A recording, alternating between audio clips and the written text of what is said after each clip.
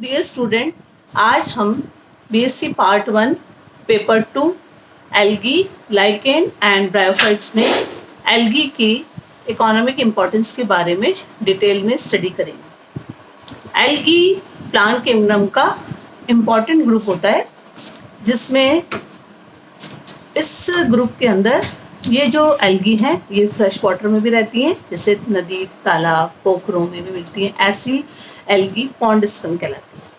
कुछ एल्गी ऐसी होती हैं जो समुद्रों में मिलती हैं, अलवणीय जल में मिलती हैं, वो सी वीड्स कहलाती हैं। Algae first pioneer photosynthetic organisms होते हैं जो प्रकाश ऊर्जा का स्थिरीकरण करके कार्बनिक पदार्थों का संश्लेषण करते हैं और इस क्रिया में ऑक्सीजन विमुक्त होती है, निकलती है। तो ऑक्सीशोषण करने वाले जीवों का विकास भी तभी से प्रारंभ हुआ। ऑक्सीजन देने के सिवा के अलावा इससे कई बहुत इम्पोर्टेंट प्रोडक्ट्स भी मिलते हैं, जो आज जो हमारी कई तरह की जो समस्याएं हैं, उन समस्याओं की जो ज्वलंत समस्या है, उनका निराकरण अगर एल्गी की निरंतर वृद्धि की जाए तो उन समस्याओं का निराकरण हो सकता है। लेकिन एल्गी की इन बेनिफिशियल इफेक्ट्स की इम्पोर्टेंस के अलावा कुछ हानिकारक भी एल्गी के करैक्टर्स होते हैं, यानी कुछ एल्गी हानिकारक प्रभाव भी डालती हैं। तो आज हम एल्गी की beneficial importance and harmful importance के बारे में डिटेल में स्टडी करेंगे। एल्गी का फर्स्ट बेनिफिशियल इफेक्ट जो होता है, फर्स्ट है algae as a food. Algae food की तरह काम में आती है और उसमें समुद्री एल्गी जो मैराइन एल्गी होती है वो, और फ्रेश वाटर एल्गी दोनों ही फूड के लिए काम में आती है। एल्गी प्राचीन काल में सी वीड्स को ही एज अ फूड काम में लिया जाता था और फ्रेश वाटर एल्गी को भी काम में लिया जाता था। तो इन एल्गी में से जैसे मैराइन एल्गी जो है वो एज अ फूड काम आती थी। जापान और चीन में इन जो सी वीड्स होती थी, जो समुद्री शैवाल होते थे, उनको भोजन के रूप में काम में लिया जाता था। और इन जो सी वीड्स, जो ये वाले जो सी वीड्स होते थे, इनकी nutritive value per unit area yield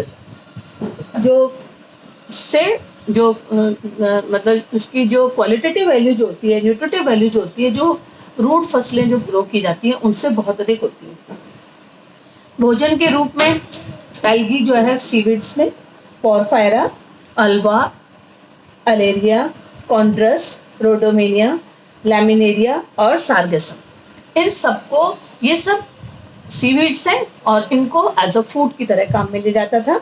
in शैवालों से सलाद, सूप, स्नैक्स या मीट को पका के उनमें डाला जाता था। और इन शैवालों के अंदर जो है सबसे ज़्यादा इम्पॉर्टेंट फीचर ये है कि इनमें आयोडीन की बहुत ही प्रचुर मात्रा मिलती थी, और जो एक बैलेंस डाइट में सारे मिनरल्स होने चाहिए वो सारे इनमें प्रेजेंट होते थे। कार्बोहाइड्रेट, फैट और विटामिन ए, बी, सी से ये कंप्लीट भरपूर थी। और मनुष्य के द्वारा भी समुद्री शैवालों में पोरफेरा टेनेरा को खाया जाता है और इनकी भी न्यूट्रिटिव वैल्यू जो होती है वो बहुत अधिक होती है। इसी तरीके से जापान में भी पोरफेरा को बहुत अधिक उनकी खेती की जाती है और ये जो इनकी खेती बड़े बड़े बांसों के जाल बनाकर की जाती है और समुद्री जल में उपस्थित इस शैवाल में मोनोस्पोरस बांस के जाल को एकत्रित करके थैलस निर्माण किया जाता है। और जापान और फिलीपींस में इसे एमोनेरी से नाम से जाना जाता है। पोरफेरा को एमोनेरी से जाना जाता है। इसी तरह से कॉन्ड्रस भी जो है लाल शैवाल है, उससे जिलेटिनस बहुशर्करा प्राप्त होती है, जिसको दूध के साथ, फलों के साथ, आइसक्रीम के साथ खाया जाता है। इसी तरह से रोडोमेनिया शैवाल से दलसे नामक अंग्रेजी डिश भी बनाई जाती है। तो ये सब जो एल्गी थी, ये तो थी मैराइन एल्गी। इसी तरीके से फ्रेश वाटर एल्गी में क्लोरेला, स्पाइरुलिना, ये क्लोरोफाइसी के मेंबर हैं। इनको भी एज अ फूड काम में लिया जाता था। इनकी भी न्यूट्रिटिव वैल्यू बहुत अधिक होती थी और इनमें प्रोटीन, लिपिड्स और विटामिन की मात्रा पोरफायरस से भी अधिक होती है।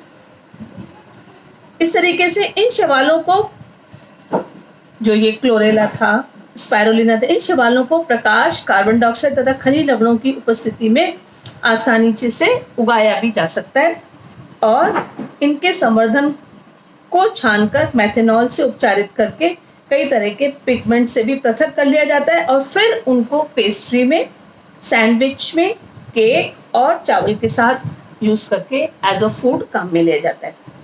और इसी तरीके से क्लोरेला की इंपॉर्टेंस तो यह है कि क्लोरेला को अंतरिक्ष यात्री अपने भोजन के रूप में भी काम में लेते हैं। क्लोरेला में 30% प्रोटीन, 15% लिपिड एंड 30% कार्बोहाइड्रेट भी होता है। इसके अलावा विटामिन ए, बी, सी, के भी इसमें प्रेजेंट होता है। शैवाल मनुष्य के लिए इनडायरेक्ट सोर्स ऑफ फूड है, अर्थात ये फूड जाल का, फूड चेन का भी निर्माण करते हैं और समुद्रीय, जलीय और समुद्री दोनों ही प्रकार के शैवाल, स्वच्छ जल में और समुद्र दोनों प्रकार के जो शैवाल हैं, ये प्रोटोजोन्स, इंसेक्ट लार्वी और छोटी मछलियों का भोजन करते हैं। इसके साथ साथ ये मछलियों का भी भोजन होते हैं और मछली भोजन के लिए मुख्य स्रोत होती है। तो इस तरीके से ये एज अ फूड चेन में भी काम आते हैं। तो फर्स्ट तो हमारा बेनिफिशियल इंपॉर्टेंस होगी कि एल्गी एज अ फूड, जिसमें मैराइन एल्गी और फ्रेश वाटर एल्गी दोनों काम आती है। इसी तरह से सेकंड इसका बेनिफिशियल इफेक्ट है कि एल्गी को एज अ फोडर भी काम में लिया जाता है। सीवीड्स जानवरों का मुख्य भोजन होता है और इसमें जितने भी, मतलब समुद्र के किनारे जो तटीय क्षेत्रों में जो समुद्री शैवालों का उपयोग मुर्गी, भेड़, बकरी और गाय, इन सब के चारे के रूप में किया जाता है। और वो एल्गी जो होती हैं जो काम आएंगी, लैमिनेरिया होगा, फ्यूकस होगा, मैक्रोसिस्टिस, एक्रोफाइलम एंड सार्गेसम, इन सभी में चारे के रूप में प्रयोग करके इससे विटामिन और खनिज पोषक तत्वों की प्रचुर मात्रा प्राप्त होती है। फ्यूकस और एस्कोफिलम शैवालों को आटे के साथ मिश्रित करके मुर्गियों के लिए उपयोग में किया जाता है। इससे मुर्गी जो होगी उनमें, उनके अंडों में आयोडीन की मात्रा बढ़ जाती है। और इसी तरह से ऑसिलेटोरिया जो है और डायटम्स को मछलियों की अनेक स्पीशीज को भोजन के रूप में उपयोग किया जाता है और रोडोमेनिया जो है उसको भेड़ बड़े चाव से खाती है। तो एज अ फोडर भी इसकी इंपॉर्टेंस है, beneficial importance. Algae as a fertilizer, algae जो होते हैं डायरेक्टली और इनडायरेक्टली सॉइल की फर्टिलिटी को भी बढ़ाते हैं और इसमें terrestrial algae biology of soil में बहुत इम्पोर्टेंट भूमिका अदा करती है। भारत के कई ऐसे जगह हैं जहाँ पर भूमि जो है वो पूरी तरीके से कृषि योग्य नहीं है, वहाँ पे ऊसर लैंड प्रेजेंट होती है। क्यों? उनका पीएच बहुत अधिक होता है तथा उनमें कार्बनिक पदार्थों की मात्रा भी कम होती है, साथ ही उसमें उनकी वाटर होल्डिंग कैपेसिटी जो होती है वो भी बहुत समाप्त हो जाती है। इसलिए भारतीय शैवाल वैज्ञानिक RN सिंह के अनुसार नील हरित शैवाल, blue green alga, Nostoc, Anabaena, ओलिरेसिया, साइनोटिमा को काम में लेकर ऐसी जो ऊसर लैंड है जहाँ की पीएच बहुत ज़्यादा है या holding capacity, water holding capacity कम है, वहाँ पर अगर काम में लिया जाए तो वहाँ पर वहाँ की जो सॉइल जो होगी वो फर्टाइल हो जाएगी और कुछ समय पश्चात वहाँ पर उस सॉइल के अंदर नाइट्रोजन, फॉस्फोरस, कार्बनिक पदार्थों की मात्रा भी बढ़ जाती है और जो ऊसर लैंड है वो फर्टाइल लैंड में चेंज हो जाती है। हम सभी जानते हैं कि ब्लू ग्रीन एल्गा जो है वो नाइट्रोजन फिक्सेशन में सहायता करती है और इसके साथ साथ नॉस्टॉक, एनाबिना और ये ऑसिलेटोरिया ये भी काम आती है। अधिकतर भूरे शैवाल भी जो होते हैं उनको खाद के रूप में काम में लिया जाता है, लेकिन फ्यूकस, सार्गेसम, लैमिनेरिया इनको एज अ फर्टिलाइजर्स भी यूज किया जा सकता है। Algae as a medicine, algae जो है वो औषधि के रूप में भी काम आती है। फियोफाइसी के मेंबर्स जो होते हैं उनमें सब में आयोडीन की मात्रा बहुत अधिक होती है। तो जैसे आयोडीन की कमी से जो गॉइटर डिजीज हो जाती है, अगर इसका उपयोग किया जाता है फियोफाइसी के मेंबर्स का, तो गॉइटर जो है उस बीमारी से राहत मिल सकती है। गैलिडियम नामक लाल शैवाल का उपयोग इन रोगों के उपचार में किया जाता है। फ्यूकस से फ्यूकोडीन मिलती है, इसका उपयोग खून के थक्का जमने से रोकता है, बॉडी की ब्लड क्लॉटिंग नहीं होती। कोडियम डाइजेनेरिया, इससे किडनी, लीवर और श्वसन रोगों का उपचार किया जाता है। कारा नाइटेला को काम में लेके जलाशयों में मच्छरों को नष्ट किया जाता है, तो मलेरिया की रोकथाम में सहायता मिलती है। इस तरह से कैरेगिन जो है उसका उपयोग ब्लड कोगुलेशन में काम में लिया जाता है। इसी तरीके से एगर एगर जो है उसका उपयोग मरहम बनाने और रेचक के रूप में काम में लिया जाता है। कुछ एल्गी से एंटीबायोटिक्स भी मिलती है, और ये एंटीबायोटिक्स होती हैं जैसे क्लोरेला से क्लोरोलिन मिलती है, जो ग्राम पॉजिटिव और ग्राम नेगेटिव जीवाणु को रोकने में सक्षम होती है। ये प्रतिजैविक पाइसोजेनिस से मिलता जुलता है और स्टेफिलोकोकस एनस और एस्चेरिया कोलाई के विरुद्ध भी कार्य करता है। क्लैडोफोरिया तथा लिंगबिया के एक्सट्रैक्ट से में कई सारे प्रतिजैविक गुण पाए जाते हैं। इससे हम माइक्रोबैक्टीरियम और सुडोमोनास को नष्ट करने की क्षमता ये रखते हैं। Algae as a industry, algae in industry में किस किस काम आएगा, क्योंकि एल्गी से अगर अगर मिल रहा है, एल्जिनिल मिल रहा है, कार्गिनिन मिल रहा है, डाइटम, फ्यूकस, ये सब इंडस्ट्रीज में काम आते हैं। जैसे एगर एगर है, तो एगर एगर जो है एक कॉम्प्लेक्स पॉलीसेक्राइड होता है, ये नाइट्रोजन रहित जिलेटिन पदार्थ होता है, और ये सभी रोडोफाइसी के मेंबर जैसे गैरसिलेरिया, ग्लैडियम और फिलोफोरा, कॉन्ड्रस, हिप्निया, इनसे मिलता है। इन शैवालों की कोशिका भित्ति में सेलुलोज के साथ ये एगर एगर भी पाया जाता है, और जापान एगर एगर का सबसे बड़ा उत्पादक देश है। और अगर अगर प्राप्त करने के लिए पहले इन शैवालों को इकट्ठा किया जाता है, जैसे जिलेडियम से मिलता है ये, तो जिलेडियम को इकट्ठा किया जाता है, फिर उसको धोकर सुखाया जाता है। जब ये रंगीन हो जाते हैं तो कुछ घंटों तक पानी में इनको उबाल दिया जाता है, फिर निचोड़ कर सुखाकर उसका उसको पीस लेते हैं और एगर एगर पाउडर बना दिया जाता है। जो ये एगर एगर जो इस जिलेडियम से प्राप्त हुआ है, इसको रिसर्चेस में काम किया जाता है। रिसर्च में कल्चर मीडियम इससे बनाया जाता है, और ये जेली के रूप में गर्म जल में घोलकर ये एक जेली जैसा सेमी सॉलिड बन जाता है। ठंडा होने पर ये जम जाता है। संवर्धन माध्यम के अतिरिक्त इसको कॉस्मेटिक्स में काम में ले जाता है, पेपर इंडस्ट्रीज में काम में ले जाता है, फैब्रिक इंडस्ट्रीज में काम में ले जाता है, और ये एक लग्जेटिव का भी काम आता है।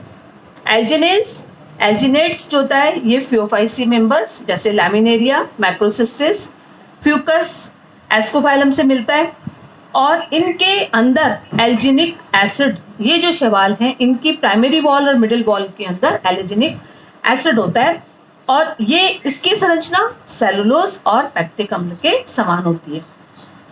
एल्जिनेट का उपयोग कपड़े की छपाई, रबड़ उद्योग में, आइसक्रीम निर्माण में, औषधि निर्माण में, और जो ब्लड क्लॉटिंग हो रही है, रक्त का स्राव जो हो रहा है, उसको भी रोकने में काम में ले जाता है। इसी तरह से कार्गिनिन जो होता है उसको ये भी रोडोफाइसी के कॉन्ड्रस और गिगेरिना से प्राप्त होता है। इसमें D glucose, 3,6 anhydro D glucose और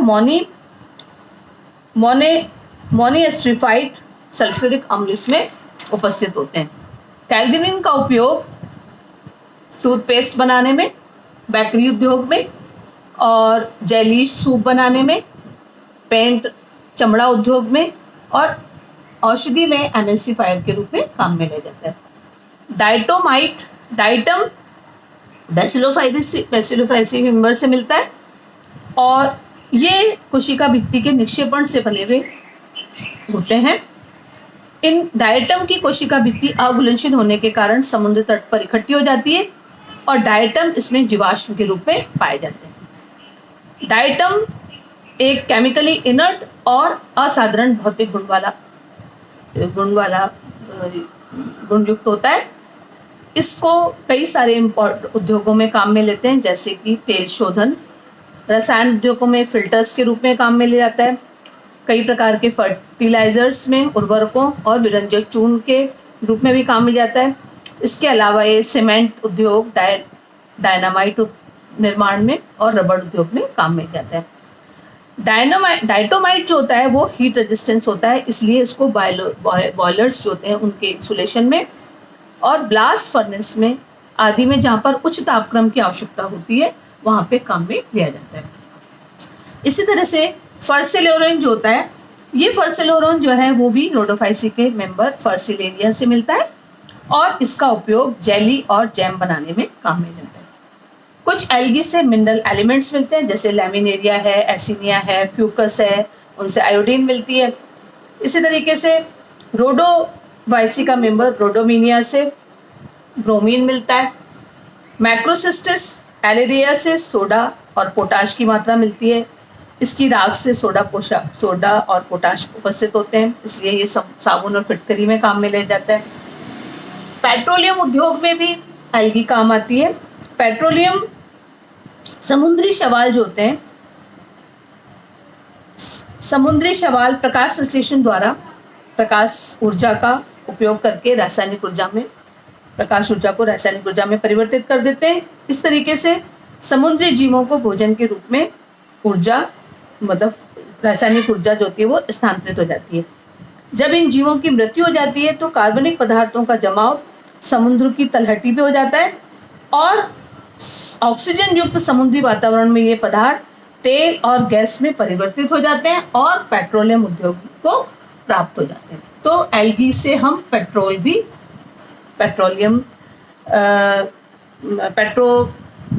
गैस और ऑयल प्राप्त कर सकते हैं। कॉमर्शियल प्रोडक्ट्स में जैसे कॉन्ड्रेस है, उस शैवाल में म्यूसिलेस का उपयोग क्रीम, पाउडर, पॉलिश और शैम्पू के रूप में किया जाता है। सार्गेसम से आर्टिफिशियल वूल भी बनाई जाती है और शैवालों से प्राप्त एल्जिन से टाइपराइटर के रोलर भी बनाए जाते हैं। इसी तरीके से लेंस पेपर, स्पायरोगाइरा हरित शैवाल से लेंस पेपर का निर्माण किया जाता है। इसका उपयोग चश्मे और ऑप्टिकल इक्विपमेंट्स को साफ करने में, मतलब ऑसिलेट जो स्पायरोगाइरा है, स्पायरोगाइरा को लेंस पेपर बनाने में तो काम में लेंगे, उसके अलावा ऑप्टिकल इक्विपमेंट्स जो होते हैं उनको साफ करने में भी काम आता है। एल्गी इन 6 पॉइंट होता है। एल्गी इन इंडस्ट्री में हो गया, एल्गी इन सीवेज डिस्पोजल, वाहिद जल अपवर्तन में भी है, यानी घरेलू गंदे पानी के नालों में वाटर बॉर्न पदार्थ होते हैं, वो सारे सीवेज कहलाते हैं और इनके अंदर कार्बनिक और अकार्बनिक पदार्थ दोनों मिलते हैं और ऑक्सीजन की कमी होती है लेकिन उनमें। तो वाहिद जल में यदि रोगजनक उसमें सारे एनारोबिक बैक्टीरिया प्रेजेंट होते हैं और उससे बहुत ही ज़्यादा स्मेल आती है। वाहिद जल के ऑक्सीकरण में उपस्थित यौगिकों का खनिज घटकों में विघटन होता है, तो इनके लिए ये ऑक्सीजन, विशेषकर जलकुंड शैवालों द्वारा प्रकाश संश्लेषण क्रिया द्वारा प्राप्त ऑक्सीजन द्वारा इनका ऑक्सीकरण किया जाता है। मतलब ये सारा जो उन्होंने वहाँ पर सीवेज जो है वहाँ पर ऑक्सीजन की कमी है और लेकिन उसके अंदर कार्बनिक अकार्बनिक पदार्थ भी हैं, ऑक्सीजन की कमी है, तो वहाँ पर उनका उस सीवेज को इनके साथ इनका ऑक्सीकरण करा दिया जाता है। किसके? शैवालों की उपस्थिति में।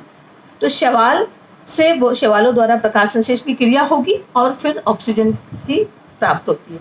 तो क्लोरेला, क्लैमिडोमोनास, सिंडेस्टस, यूग्लिना आदि को इस सीवेज की सतह पर उगा दिया जाता है।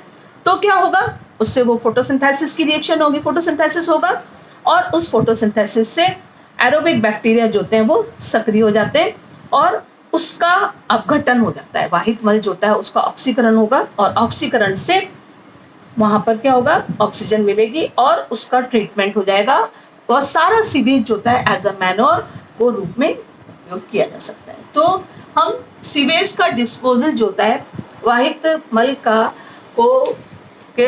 डिस्पोजल करने में भी इसमें काम में लिए जा सकते हैं। एल्गी इन स्पेस फ्लाइट्स में भी काम आती है।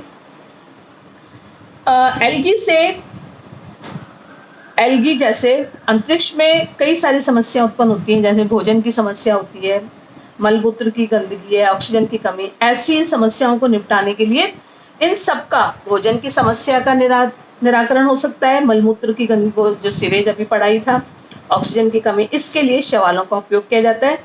इनके प्रयोग से सेल्फ सफिशिएंट सिस्टम की स्थापना हो जाती है और शैवाल क्या करते हैं, प्रकाश संश्लेषण के द्वारा CO2 का उपयोग करते हैं तो ऑक्सीजन मुक्त हो जाती है। तो उसी ऑक्सीजन को ऑक्सीजन सिलेंडर में डालकर ऑक्सीजन की प्राप्ति से अंतरिक्षयान में ऑक्सीजन सिलेंडरों का भार वहन करने की क्षमता तो रहती नहीं है। ऐसी स्थिति में इसी को क्लोरेला को सीधे काम में लिया जाता है तो वहां पर ऑक्सीजन की पूर्ति हो जाती है। और इसी तरीके से जो जितना भी वाहित मल है, मलमूत्र से छुटकारा पाने के लिए शैवालों का उपयोग किया जाता है और ये उनको कार्बनिक पदार्थों को सरल कार्बनिक पदार्थों में बदल देते हैं। और इस स्थिति में स्पेस में क्लोरेला और सिंकोनस शैवाल को बहुत उपयोगी माना जाता है। ये शैवाल एक तो यूनिसेलुलर है और इनमें जो रिप्रोडक्शन जनन की क्रिया बहुत तेजी से होती है, तो इसलिए इन क्लोरेला और सिंकोनस को उसमें स्पेस में काम में लिया जाता है। एल्गी इन रिसर्च, एल्गी का शुद्ध संवर्धन प्राप्त करके इसको अनुसंधान कार्यों में भी, रिसर्च में भी काम में लिया जाता है। जेनेटिक्स के अंदर बायोकेमिकल रिएक्शंस में फिजियोलॉजिकल स्टडी करनी है, उसमें क्लोरेला, स्टेंडस्मस आदि का प्रकाश संश्लेषण क्रिया को समझने में भी काम में लिया जाता है। एसिडोब्लोरिया, वेलोनिया, इनको जेनेटिक्स और बायोकेमिकल रिएक्शंस जितने भी रिसर्चेस करनी होती हैं उनमें सब में काम आते हैं। तो ये एल्गी की बेनिफिशियल इंपॉर्टेंस है कि algae as a food, as a fodder, as a fertilizer, as a medicine, as a industry, sewage disposal में, स्पेस फर्टिलाइट्स में और एल्गी इन रिसर्च में काम में ली जाती है। इन एक्टिविटीज के अलावा एल्गी जो है वो उसके हार्मफुल इंपॉर्टेंस भी होती है कि कुछ हानिकारक प्रभाव है, जैसे एल्गी साइनोफाइसी और फर्स्ट है algae and water bloom. Algae नील हरित शैवाल, हरित शैवाल अनेक ऐसे सदस्य होते हैं जो अधिक पानी में अधिक मात्रा में पाए जाते हैं। जब इनकी मृत्यु हो जाती है तो जल में ऑक्सीजन की कमी हो जाती है, इससे जलीय जीवों की भी मृत्यु हो जाएगी। ऑक्सीजन की कमी और जीवों की मृत्यु, ऑक्सीजन की इनकी तो बढ़ोतरी हो गई तो ऑक्सीजन की कमी हो गई और दूसरा जीवों की डेथ हो गई, तो उससे वो पानी में बहुत गंदी सी स्मेल आती है, विशिष्ट बदबू आने लगती है और जल का रंग भी बदल जाता है। इसे ही हम वाटर ब्लूम कहते हैं।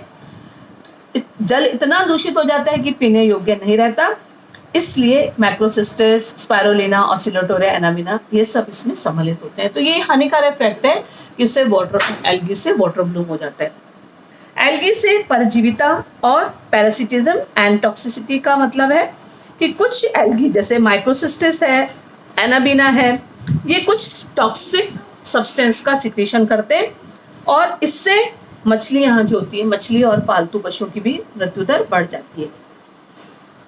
तो इन सभी का मतलब ये एक परजीविता का कारण बनते हैं। कुछ टॉक्सिक पदार्थ जो है वो मनुष्य के शरीर में भी प्रवेश कर जाते हैं, उससे कई प्रकार की बीमारियां हो जाती हैं, जैसे मैक्रोसिस्टेट एनामिना से गैस्ट्रिक प्रॉब्लम हो जाएगी और जिम्नोडीनियम से रेस्पिरेटरी डिजीज हो जाती है, क्लोरेला से स्किन डिजीज हो जाती है। सेफलोरिस जो है एल्गी है जो आवर्त बीची जैसे चाय कॉफी पे परजीवी के रूप में होती है, इससे डिजीज हो जाती है, रेड रोड डिजीज हो जाती है। तो ये टॉक्सिसिटी और पैरासिटिज्म इसके हार्मफुल इंपॉर्टेंस होती है। शैवाल वाटर सप्लाई को भी खराब करता है। शैवाल पानी के जल वितरण में, जलाशयों के अंदर हरित शैवालों की अनियंत्रित वृद्धि हो जाती है, उसके कारण वो जल जो होता है इनपोर्टेबल होता है, उससे पानी पीने में मतलब वो पानी पीने लायक नहीं रहता। जल सोर्सों पर सैंड फिल्टर्स में फ्रेजिलेरिया, कीटोफोरा, ये शैवाल उत्पन्न हो जाते हैं, उन फिल्टर्स को ये बंद कर देते हैं तो फिल्ट्रेशन नहीं हो पाता। स्पायरोगैरा, जैसे जल वितरण पाइपों के अंदर स्पायरोगैरा ग्रो हो गया, क्लाडोफोरा ग्रो हो गया, तो अधिक मात्रा में उत्पन्न हो जाएंगे तो वो पानी का फ्लो उनमें हो नहीं पाता। इसी तरीके से कुछ शैवाल जैसे कीटोफोरा है, पाइपलाइन का पूरा कोरोजन इसी से हो जा सकता है। यानी अनियंत्रित वृद्धि अगर शैवालों की होती है तो वाटर पंपिंग स्टेशंस पर इनको रोकने के लिए वहां पर कॉपर सल्फाइड या अमोनियम हाइड्रोक्साइड या क्लोरीन का उपयोग किया जाता है। शैवालों की बहुत ज़्यादा शैवाल जैसे ग्रो हो गए तो समुद्रों में भी जहाज़ों का परिदूषण हो जाता है। इनमें इसके कारण जो है वो कुछ शैवाल समुद्रों के जहाज़ों की लकड़ी के पर बहुत अधिक वृद्धि कर देते हैं, इसके कारण ये क्षतिग्रस्त हो गए। और सीवीड्स जहाज़ों के पैंदे पर उग जाती है तो जहाज़ों की गति जो होती है वो शिप्स की ग्रोथ मतलब वो उनका मूवमेंट गति में अवरोध उत्पन्न होता है, उसको फॉलिंग ऑफ शिप कहते हैं। और इसलिए जब टाइम से जहाज़ों की सफाई की जाती है या ऊपर पेंट कर दिया जा सकता है ताकि उन पर एल्गी ग्रो ना हो। डैमेज ऑफ वैल्यूएबल बिल्डिंग्स है, देखा जाता है कि कई प्रकार के साइनोफाइसी मेंबर्स जो हैं जैसे क्रोकस है, टोलिपोथ्रिक्स है, साइनोटिमा है, ये कई सारी बिल्डिंग्स पर उग जाते हैं और इससे दीवारों पर धब्बे पड़ जाते हैं और वो क्षतिग्रस्त हो जाती हैं। Damage of valuable buildings and damage of clothes and fabrics है। वर्षा ऋतु के अंदर अभी हम देखते हैं कि भीगे कपड़ों पर कपड़ों को टांग दिया जाता है तो उन स्थानों पर कुछ ही दिनों पर उस पर ही ब्लू ग्रीन एल्गी ग्रो हो जाती है। उन शैवालों के कारण कपड़ों पर दाग पड़ जाते हैं और कपड़े कमजोर हो जाते हैं और उनके ऊपर बैक्टीरिया भी डेवलप हो जाते हैं और वो कपड़ा नष्ट हो जाता है। तो ये हार्मफुल इफेक्ट्स थे कि बैक्टीरिया से एल्गी से वाटर ब्लूम हो जाता है, उससे परजीविता होती है, टॉक्सिक सब्सटेंस निकल रहे हैं तो उससे कई प्रकार की डिजीज हो जाएंगी। वाटर सप्लाई को भी ये रोक लेता है, पाइपलाइन पर ज़्यादा ग्रोथ होने के कारण पाइप ब्लॉक हो जाते हैं। फॉलिंग ऑफ शिप्स है, damage of valuable buildings and damage of cloth and fabric. Thank you.